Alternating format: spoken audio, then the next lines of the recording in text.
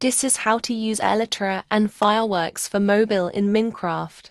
First you have to go into all settings. Just copy what I'm doing.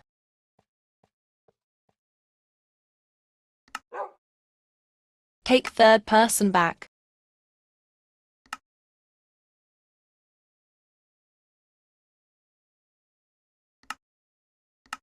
Now you need a elytra and fireworks. It can be any fireworks, I pick blue ones.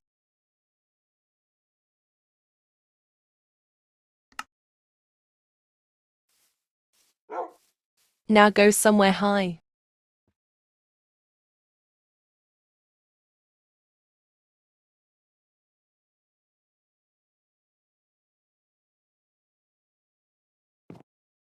And walk off the edge and click the jump button to start gliding.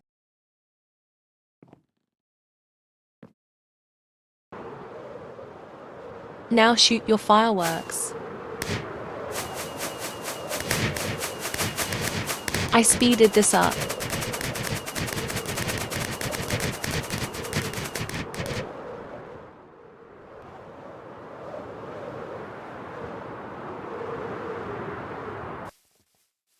Thanks for watching. I hope this helped.